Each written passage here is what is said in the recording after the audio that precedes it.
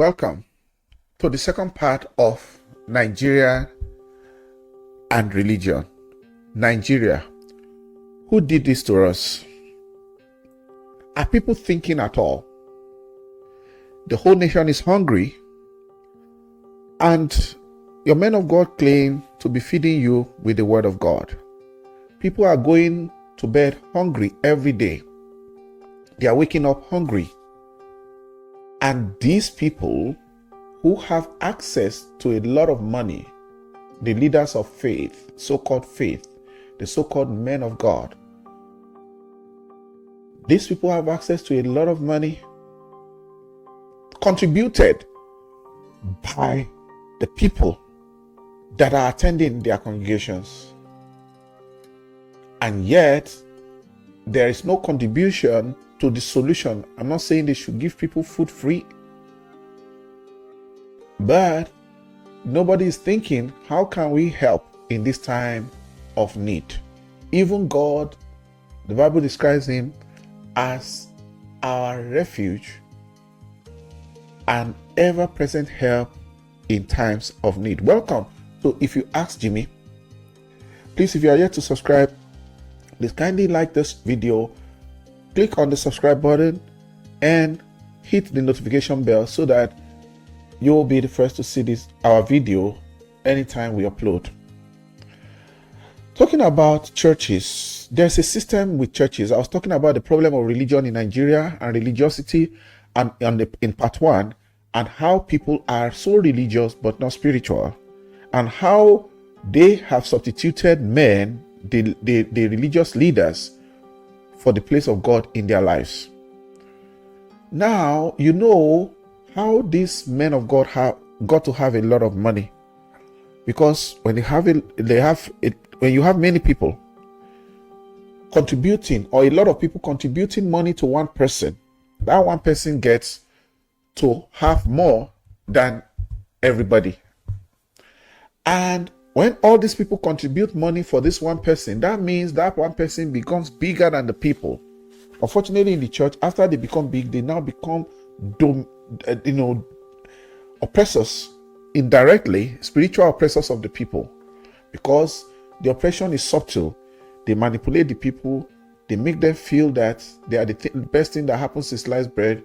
They make people to look up to them, and they actually are even being more visible in the lives of these people than the God that the people have come to worship. So these people end up getting bigger. One person gets bigger than the whole people because everybody contributes to one individual, and that one individual becomes richer than every other person. So what do they do with this money? Part of what they do in Nigeria, which is the problem of Nigeria and problem of religion, is that they all have lands, massive lands. They have got miles of miles, acres of acres, hectares of hectares of arable lands. Some of them they have turned to estates, some of them they have built mighty church structures on, and some others, even there are some churches that are not so mega. They also have lands, and there's land all over. And they keep telling you that they are feeding you with the word of God, while people are coming to church hungry, going home hungry, waking up hungry, sleeping, going to bed hungry. Yes, the church is not government, but church is part of, they have church government that governs the people. And in most cases in Nigeria, the church plays a big role in who emerges as the president, or the leaders, or the governors in every state, and the president at the center.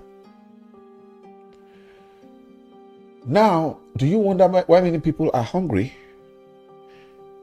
It is true that agriculture is being attacked in the food belt of the nation, with the middle belt towards the north, because of the invaders, the Fulani invaders, and the herdsmen.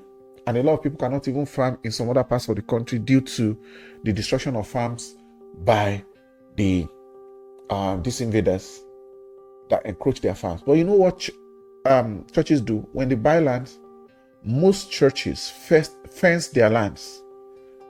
You'll be driving 1 mile, 2 miles, 3 miles, 4 miles, and you'll be seeing churches don't joke with their land. As an individual, even some estate, they buy land and they just fence some part of it. Churches will fence their land all around. Nobody, you can hardly encroach. You know, it's very expensive to fence lands. It's not expensive for churches. They don't joke with it. They preserve the perimeter of their land. So if it is the fear of somebody, breaking in with their cows, or cows just randomly straying, that is mitigated a lot by fences, because for them to have access, they will need to break down the fences. And these pastors, what are they doing? They take all the land. They only talk about real estate, real estate, real estate, real estate. Yeah. Let's say you are doing real estate in the city. Not only in the city, if you go, for example, I don't want to cite locations, but let's just talk, for example, between Shagamu roundabout and Kara, that's in Lagos State, the entry point of Lagos State. Look to your left and to your right. And to many miles left and right, the villages, what do you see? You see massive churches, massive auditorium, massive camps, estates. And inside, some places that people will not even get to live for some time to come, estates. Everything is land for estates, real estate. So you wonder why you're hungry. Because some of those arable lands are places where they should be cultivating food. Even when you go to other states, you go to a state, you go to Ondo State, you go to Oyo State, massive lands are being taken for church. It's Orioke, Orisale. It's just Orioke means mountain. One mountain or the other, mountain of this, mountain of that, prayer camp this, prayer camp that. This church thing is very, very big and valuable business. I've talked a little about that in the first part. I tried to be as moderate as I could be. I don't know how the delivery is, but I'm trying to edit what I even say. So do you wonder why you are hungry? There are still some safe places that can be cultivated for agriculture, where people will farm without being disturbed. Why I started with the fact that churches have good control of people is that people of church, when pastors speak, they don't query what pastors say. I'm now looking at how can we utilize that in a positive way. Because I do hear government or political leaders say, oh, go back to farm, everybody should go back to farm. Then when more people farm, there will be more food. Some people even don't know right now the road to their villages. Not talk of going back to farm. And when I hear politicians and some of the people that talk about, going back to farm, when I hear them speak, it appears to me like they are still probably thinking that the farming that will be done, the farming they are talking about seems to me like, subsistence agriculture, where it's just for your mouth. You just cultivate the amount of land that your capacity can carry, maybe a plot or two. I don't know if an individual can cultivate an acre of land. So, and that's the kind of thing they say, okay, go back to farm, go back to farm, go back to farm. These are people who have jets. Some of them have jets. Some of them have big, massive cars. Some of them have helicopters. Some of them have estates. Some of them, they have schools. They have this and that. And they go to other countries. Is it hoe? Is it cutlasses and hoe and knife and rake and spade? Is that what is still being used to farm in other places? And how much food can that produce for anybody? So even government, I just look at these our leaders, are they even thinking? Say people should go back to farm. And it's not like even all the schemes they bought, like anchor borrowers and other kind of things to support farmers or anything. Everything was just shrouded in fraud. Everything was just messed up with fraud. In the days of the regions in Nigeria, they used to have what is called farm settlement. Why is nobody thinking about having settlements where people can live? Because the young people, if through the churches, if pastors tell them that, okay, after all, people live in some of these camps before they even have lights, before they even have direct electricity, they live on generators. People just want to make a living. If these churches, because churches are very organized, a lot of churches are more organized than corporate institutions. The church system is more organized than the government system. And the beautiful part of it is that these pastors, if they want to do something, they do it world class, their own thing. They build world class buildings, they drive world class cars, they drive the best jets, they fly the best jets. And when you get to some of these auditoriums, you not even know that you're in Nigeria. Agriculture has gone beyond manual labor, just manual agriculture. It has gone technological, it has gone mechanical, and it has gone scientific. It has gone to the point where, a lot of innovations have been brought into it. And these pastors, if it's what they want to do, they can replicate it. It's not difficult for them at all. It's one of the easiest things they can do.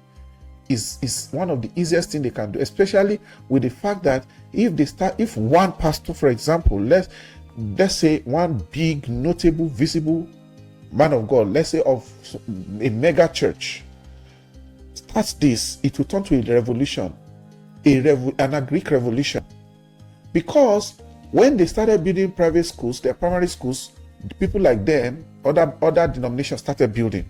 When they started building secondary schools, other pastors started building secondary schools. When they started building universities, other pastors started building universities. In fact, there are some churches who will not even know that they have the money that they can use to build universities. Nobody wants to carry last. So anything that one big denomination does, especially the Pentecostals, other denominations do, because nobody wants to carry last. So if one of these mega churches pastor, I'm saying mega churches right now here because this is going to involve some investment. I'm not saying they should go commercial. After all, they have even gone commercial. Someone wanted to even start using their private jet because, it takes a lot to pay for hangars, just to start a fleet, to start a fleet of, a mini aviation, whether mini or macro aviation company. These people have bottled water companies, these people have olive oil companies, these people have handkerchief companies, they import all of these things, these people sell books. These people are the biggest investors, the biggest pastors are the biggest investors in real estate, whether directly or by proxy.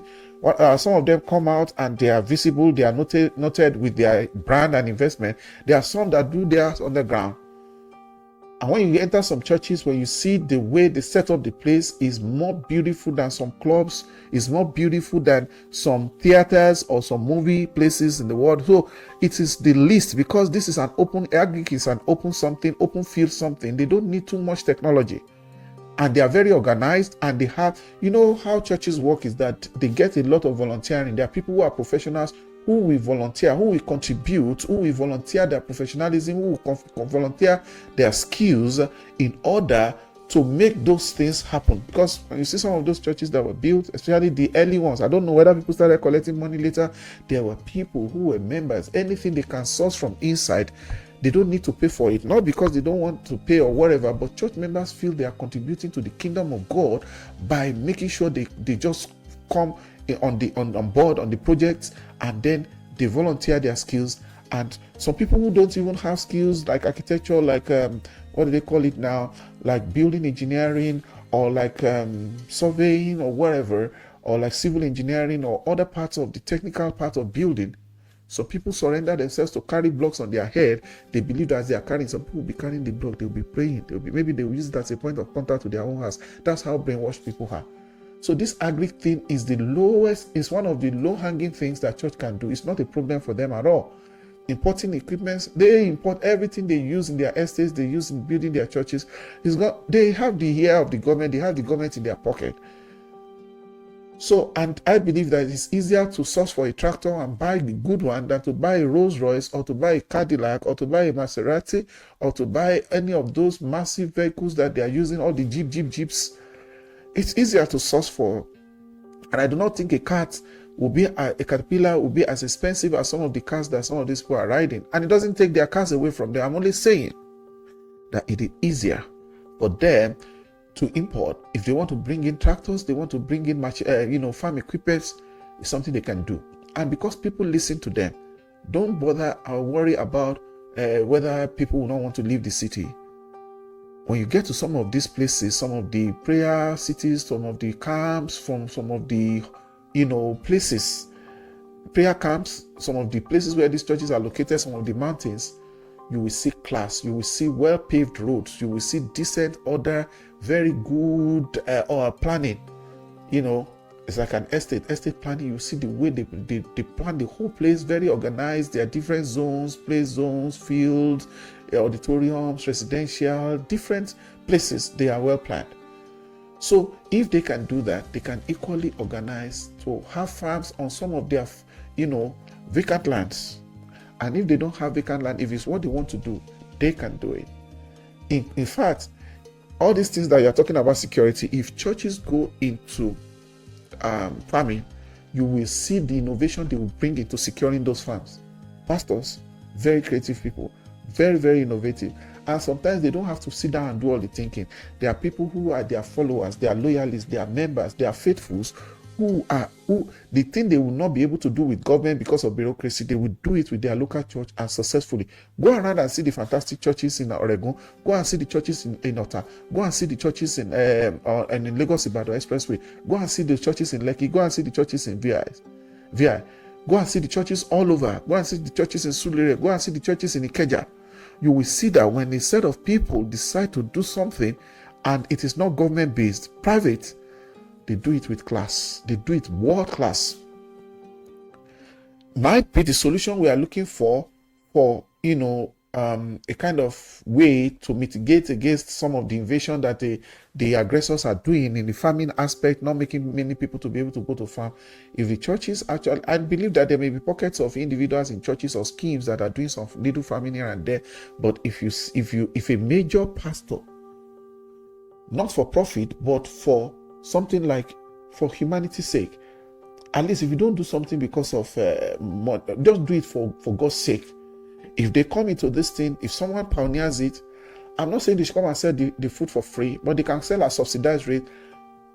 When they they break even, they just put a little margin on it, because a business that doesn't have that doesn't make a margin, a good at least break even or make a margin, is going to die. So they need to continue, and you will see that it can even crash the price of food.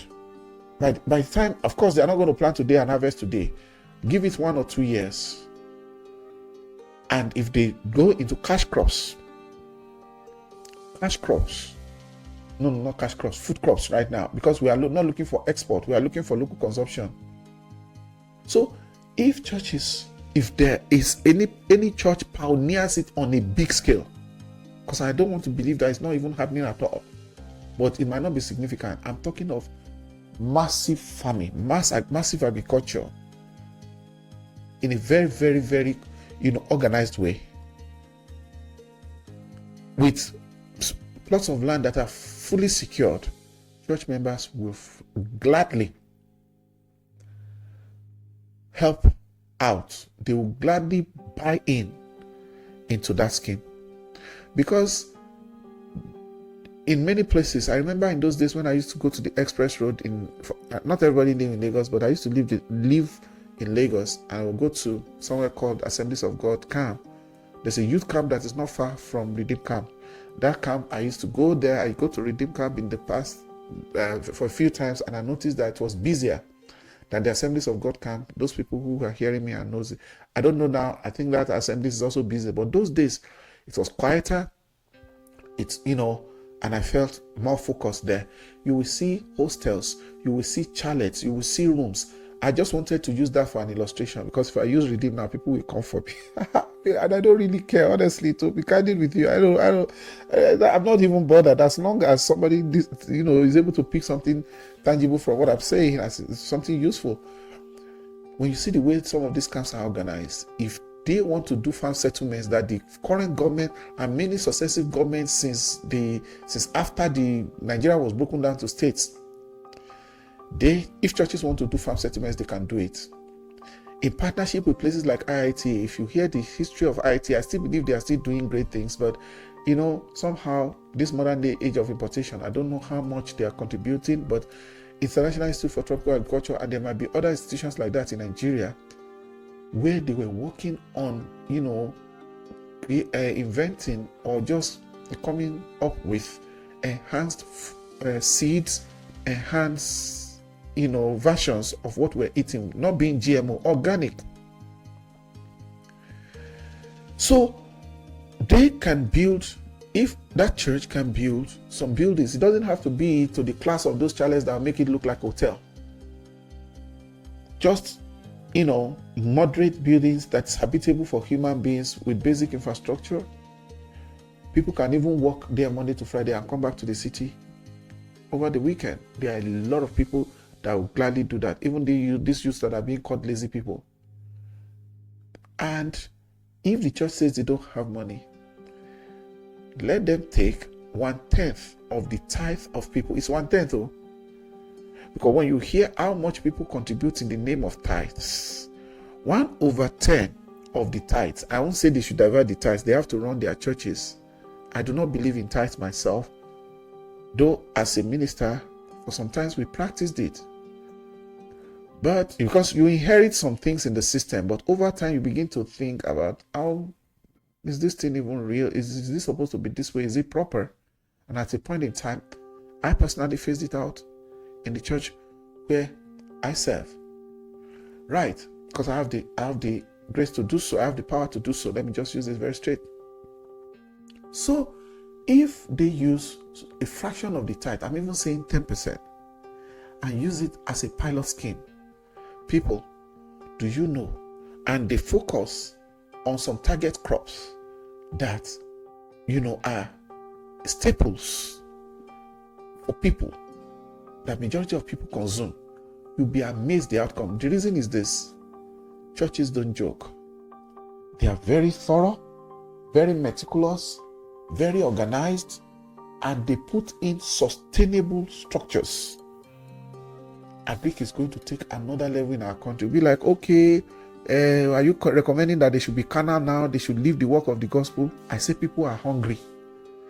I'm not saying they should leave the work of the gospel. Which work of the gospel is more than feeding people? Even Jesus. Okay, these churches, they do crusade from time to time. Hungry people come. They come hungry, they go hungry. And this is only in Nigeria, it's only in the church that I see people who are mega rich that are taking from the poor. Bold-faced stealing.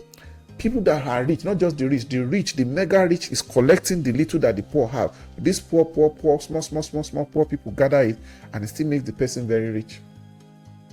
So how is it a big deal that kind of system can now invest in something to just make the people at least smile, or at least make life bearable for them? Because how these pastors cope and see people in hardship and are still asking money from them, I don't understand it. Back to what I was about to say the other time, even Jesus, people came to him for a crusade. He had a crusade, Sermon on the Mountain. And then people came and they were hungry. Jesus said that he observed they didn't even cry about hunger, but because he's a compassionate person, he said, these people have been with me all day. They have nothing to eat. They must be hungry by now. And he asked his disciples, what do we have? And they said, there's one woman here, there's one guy here, he has this and he has that. And it happened to be 5 loaves of bread and 2 fishes. And that is the miracle where Jesus fed 5,000 people. Out of compassion. He was not just preaching over their head, collecting their offering, collecting their tithe, collecting their first fruits, harassing them, manipulating them. No, he was preaching the kingdom of God to them. And because they sat there transfixed and they were hungry, they would, Jesus, they didn't leave. And he said, okay, he knows that they are human, they will eat. I don't know if the Nigerian pastors know that people will eat. I'm not blaming them up to now. But if they come across this, I expect someone who has capacity to do it. Someone will say, okay, if you have this initiative, why don't you pioneer it? This is my own part that I'm playing. I'm bringing it to the public space now, that if people have not thought about it, who are in high places in the church system, who have a lot of followership and they have the resources, now is the time to consider it. Jesus fed the hungry that came to him to hear his words of life that he was preaching to them. It's not going to be out of place. I'm not saying you should leave your ministry. Ministry of care, the biggest ministry apart from salvation, is the ministry of care, because people will not care how much you know until they know how much you care. Yoruba say that a person that is hungry will not be able to absorb someone, will not be able to assimilate someone. That is, everything you are saying will just be going through one ear and coming out through the other one. So if these people can build massive auditorium, 1 kilometer auditorium, the biggest dome in the world, when that one pastor built a dome in Abuja, whether it's dome or what did they call it, I don't know what they call it, whether it's an ark, it happens to be a record-breaking building. And the Israeli ambassador to Nigeria visited the structure. I'm sure the man must have been happy that the Israeli ambassador is visiting, because at least that is some kind of photo op for them, and it's newsworthy publicly. At least it came to the public because it was caught on camera. The Israeli ambassador asked some questions. So what are you doing with this place? And the Israeli ambassador concluded that this is a waste. Why did you have to build this? I'm sure the guy is wondering that is this person normal? Where people are hungry, where there are no jobs, to do what? So that people can sit down and call upon the name of one God somewhere. These people have this money if they want to do it. If they want to build, to start farms, they will. I know the security issue in Nigeria is real. Nobody should pretend about that. But if church people want to do something, they do it with their mind. They do it with all expertise. They do it world class. And you know what? Apart from using, let's say, a fraction of the tithe, I said 1/10. I said 1/10 to start with, because they are not losing. It's just like, let them even do it like they are paying God back. They are paying God they call something tithe of tithes, like a tithe of tithes. You will be amazed how far that can go. And the interesting thing is that church people, they always buy into initiatives that are humanitarian. Church people will jump in on it, and they will definitely come through. You'll be amazed the kind of funds that will be raised. I only hope that the ministers will still not pocket this money, because that's how they corner the whole commonwealth of everybody. Because all these churches, all this money they are using to build big structures, let us wait and see. Time is the decider of many things in on this part of eternity. Okay. You know that I think that if people will not be wise, if pandemic will not make people wise, maybe some people will never be wise forever. If they don't learn, then they will never learn again. Because during pandemic, it showed that the church is not brick and mortar. The church is not block or the building or the chairs. The church is the people. But people learned a lesson then, but they soon forgot. People did not die during that period for several months. Even these churches were so impatient that some of them were flouting the law until government came very hard on them. Now, people did not die at that time. God did not change his location. He's still God of heaven and earth. He was still God. He was still doing great things. And people prayed and God answered. But people have soon forgotten. Pandemic didn't stop people from being Christian. Not going to church during that period, to a physical church, didn't make them, to not be heaven worthy. It didn't stop them. They couldn't congregate physically. Do you know what the churches were doing then? A lot of churches went online. That was the time. There have been a few churches online before then. But most churches that went online today, they went online at that time. They have to find a way. And people worshipped. They worshipped without stress of driving to church. They worshipped. It doesn't have to be physical to be spiritual. That is, in-person church to be spiritual. And a lot of people got their miracles, so-called. At least they were blessed online, right?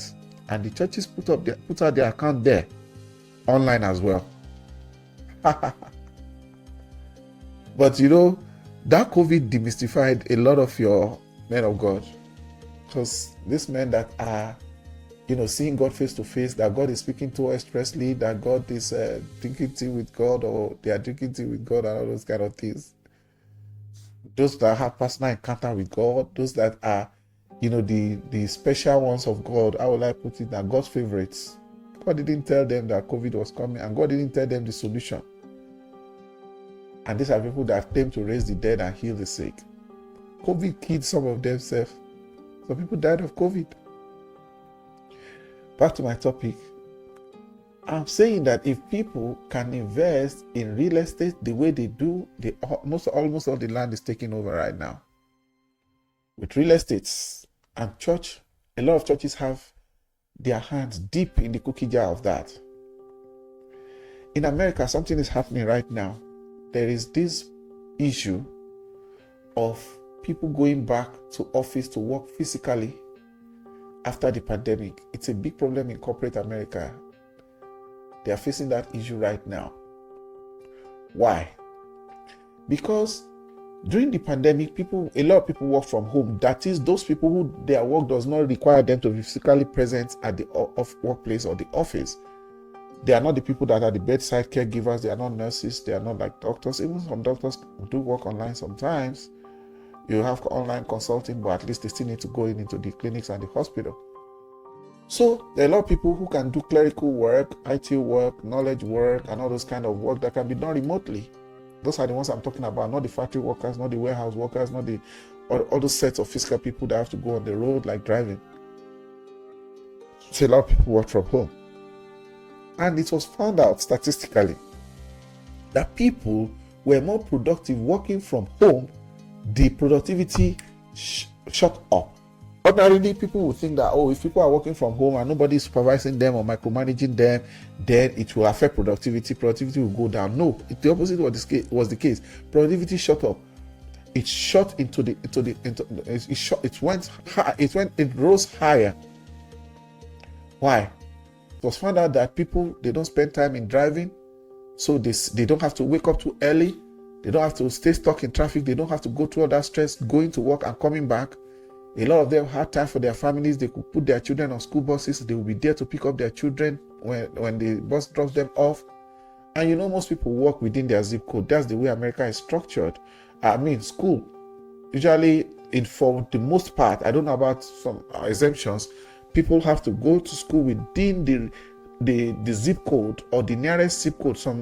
There's a catchment of zip codes that can go into certain schools because the whole place is organized. So parents were even able to pick up their kids, their children. I hate calling children kids, and I hate children are children. So they can pick up their children. They had more family time and they were able to focus more on the work. It didn't affect productivity the way one would have thought. It was a little bit counterintuitive. There were even less accidents on the road. I'm sure insurance should be happy, but I don't know if they were. So these big corporations found it difficult to get their people back to work in person, to work in their physical offices. And we have small offices, 1 story, 2 story, but we still also have many stories. When you get to so many downtowns and so many other parts of the cities, you will see 10-story building, 20-story building, 15-story buildings, 7-story building, all those high-rise buildings. And many of those offices were not getting filled to capacity. Some of them were running dry after COVID. Why? Because people are used to working from home and they prefer working from home. And even when the office or their employer says, come work from office, people find it difficult to go back. It got so bad that some people had to leave certain corporations. They will put it on the table. It's either you come back in person to work in person full time, or goodbye, we'll see you on another day. Like, okay, you can look for a better job. You can look for something different than the job. And so many people have quit their job because some people can't adjust to working from office.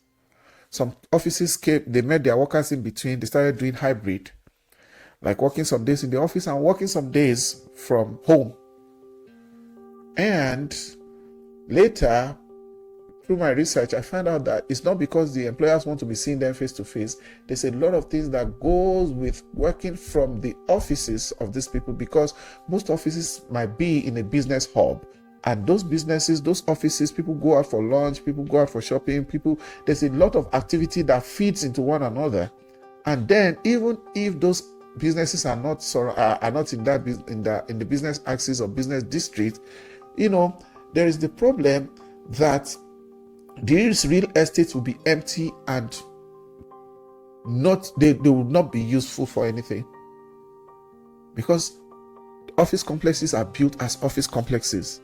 So though most buildings, most real estates are convertible, it's going to be difficult to convert a lot of those real estates that are meant for office structures, to convert them to residential. It's going to take a lot to do that. So people are having to resign because of that the issue of real estate.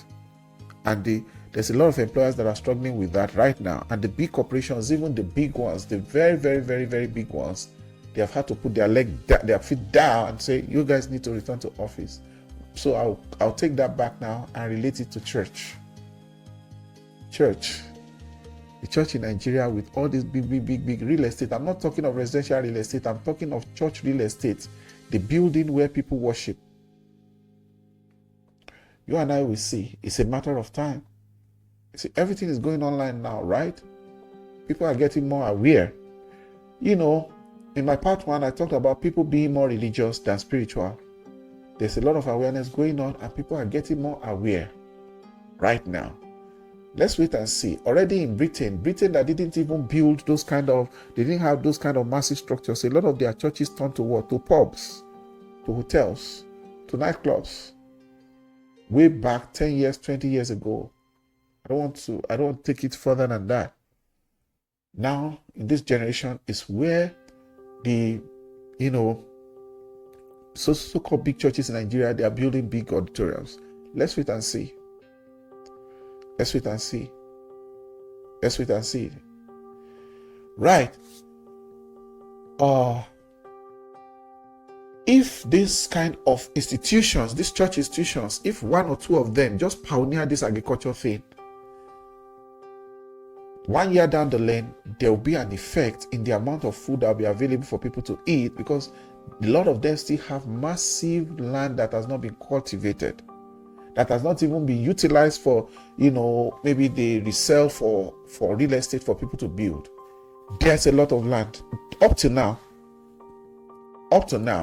Now, if one church starts it or two and others follow suit, you'll be amazed to see the amount of food that will be available in this land if churches take it upon themselves. And you know one thing, going to agriculture is not something that is, kind of intangible.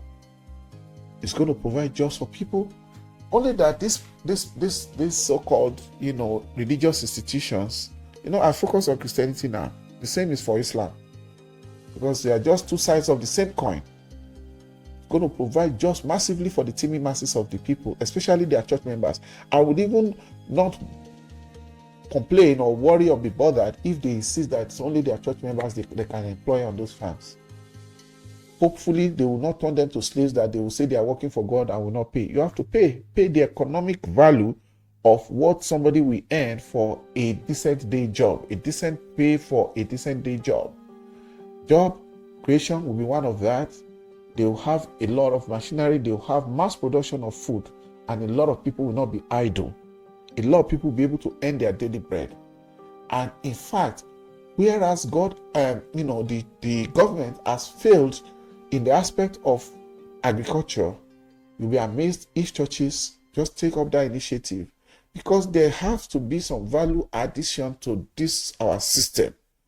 Churches will achieve it faster and better with visible results than the government, because people don't trust government.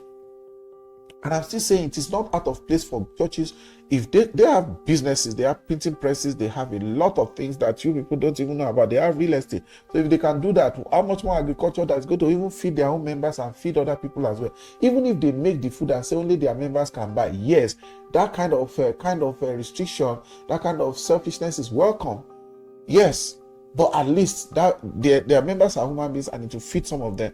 And you will see that a lot of people will go into it. A lot of churches, a lot of mosques, a lot of organizations will go into it because they will learn the template from the successful one. Because when you look at the churches, you can't really see much difference because they are using similar templates. When something works like this in one church, you will see they will adapt it in the next church. And that is how everybody just enter one chance of these religious leaders.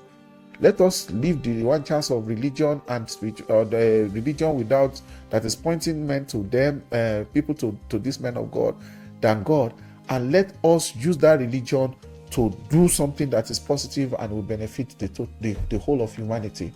Because these churches, they have very, very good administrative skills, their management skills, their human resources that they have, the readiness of the people, they can cash in on the enthusiasm of the church members of volunteering, and because of that trust, people will make it work.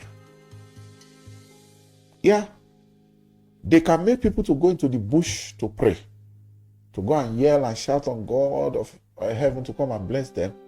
It's also possible to make people to go in there and use modern equipment to cultivate food for themselves, if not for the rest of us. Because you see, when you do something to a scale, when you scale things, you will not be able to consume it yourself, to finish it by yourself. You won't be able to consume it all.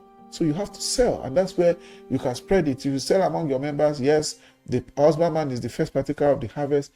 But if it's big enough, you can't even.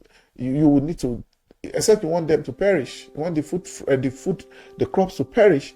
You have to sell to other people, because you can't take it all. It will be too much for the people of that church. So if churches invest massively in agriculture, a lot of people will gladly leave the city to do that with them. And you know what? Why people are doing this? Because these pastors, whatever they want to do for their own benefit or whatever, they will say, well, thus says the Lord. And whenever you are acting on their own instruction that are better than you think you are doing it for God, people will feel like they are doing this agri for God. If not for the sake of God, this so-called men of God should, for the sake of hunger in the land, think out of the box and decide to be agent of change in a time like this. And you know what? Everything they put the name of Jesus on is credit worthy. The moment they put the name of God on it, the same way they have been putting it on the way they obtain the people of the Sakamajes, people will rush into it to help, to do the work. And that will make sure we have some supply of food.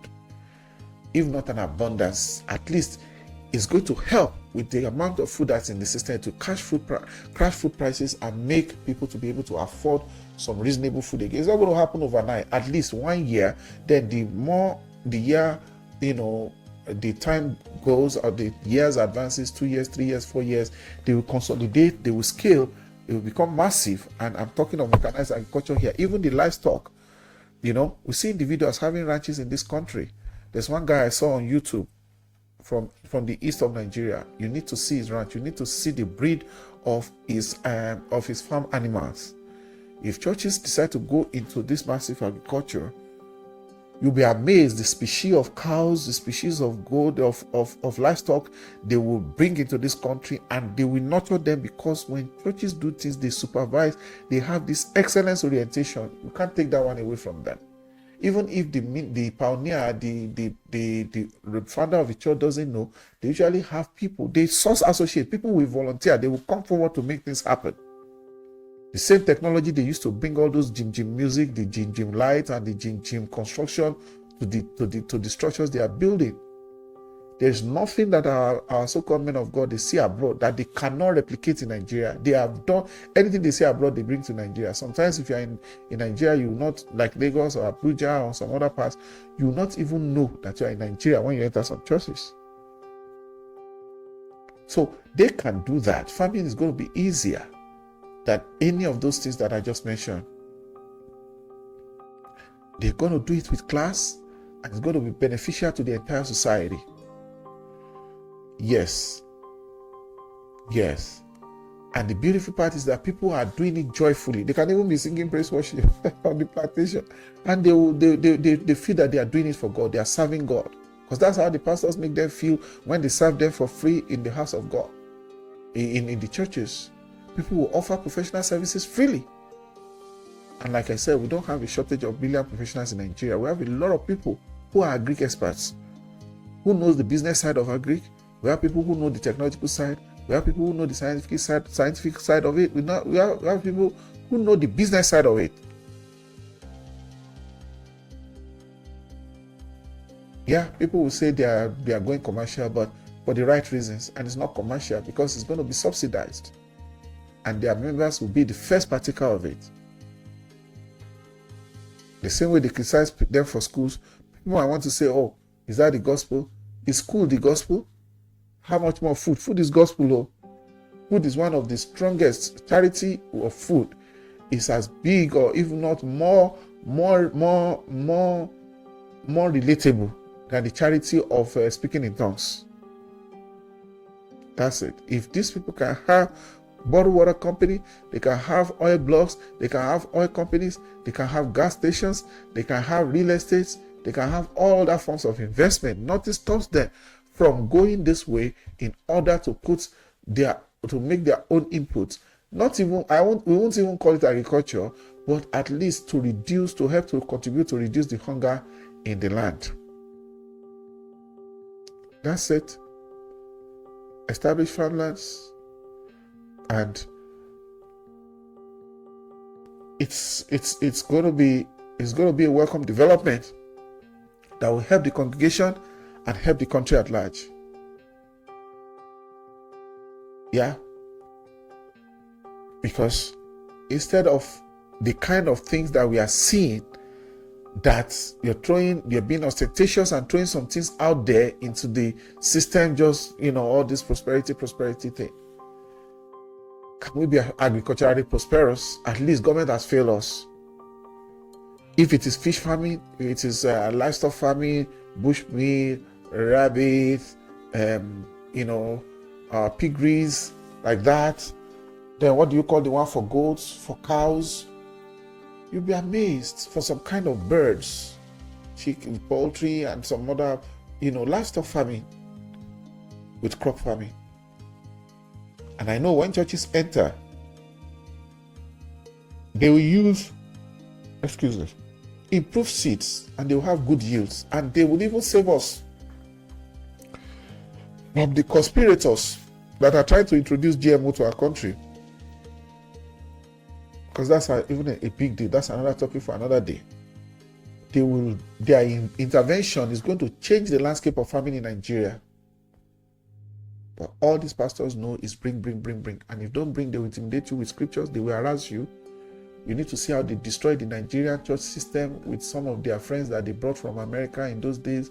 Some of those big pastors, some of those big names, they exported them to Nigeria. You will see their names on their banners 20 years ago, 25 years ago, 30 years ago.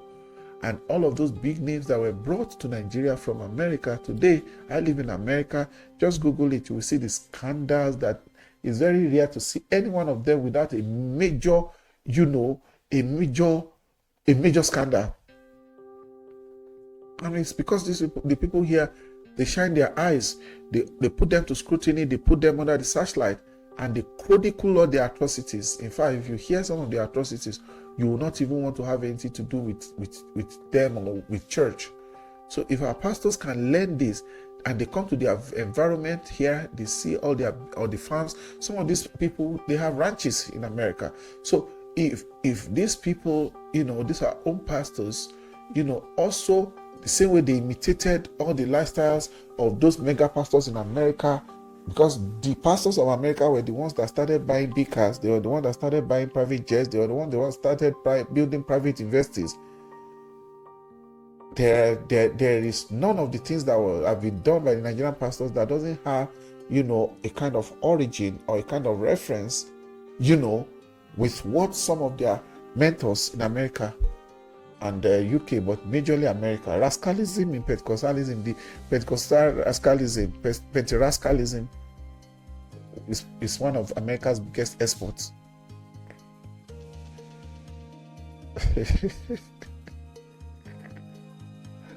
Oh my gosh.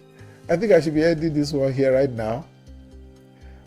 Because, let me just say this before I end. What is the value that these mega churches or our the so-called men of God, what value are they going to add to this generation? What value? They will say stupid things to the gullible, and they continue to exploit people. They have this spiritual ecosystem with which they harvest the commonwealth of everybody. Is that the only thing we will know them for? When we were younger, I do hear of rats biting people. The rats will be eating people and be blowing the leg, and then somebody wakes up and discovers that his skin, maybe his palm, usually it's the leg, is bleeding. But all the while that maybe the rat was eating, biting, eating them up, they didn't know. So that's how these pastors eat people. The so-called men of God, they eat people, they eat them to the point that they are bleeding, but they are not even aware, because as they are biting, they are blowing them. That's how they have penetrated some people. Look at the colonial masters that brought religion to us. They brought mission schools with it, even though those ones, they are the criminals that put us into this religious mess, because they started this whole religion thing in the first place. So, but they came with schools at a time people didn't need to pay, but later they became paid, but not the same way that the people that came after them, this our own generation that has taken over, are doing. A lot of big people in Nigeria today went to mission schools. Mission schools. Yeah. So, even some of these missions, they established hospitals. Some of the best hospitals that people are still able to find around Nigeria now, as of today, they are Catholic mission hospitals. Sent this, all over, and they are well maintained.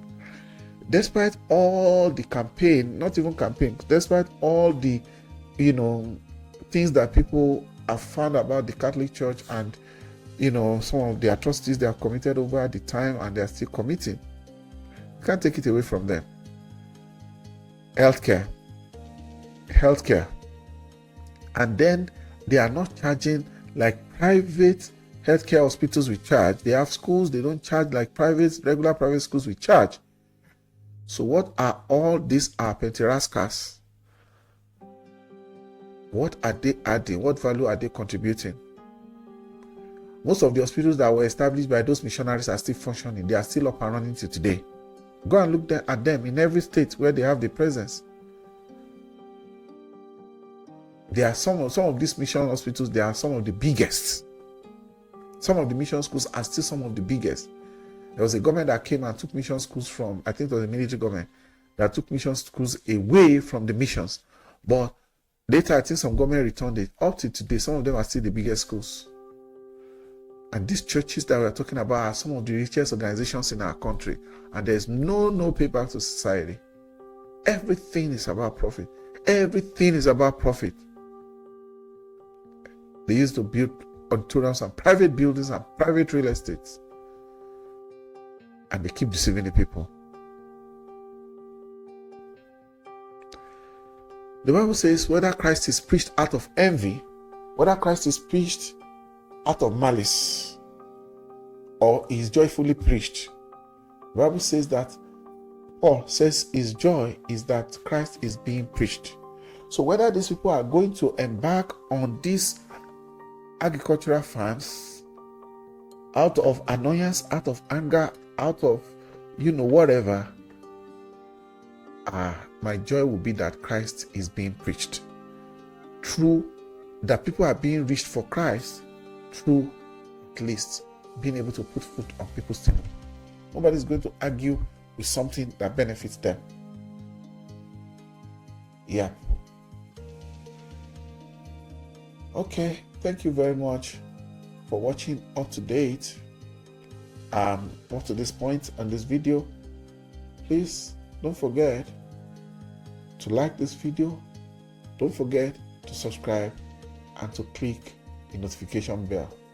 I will see you on the next one. Bye.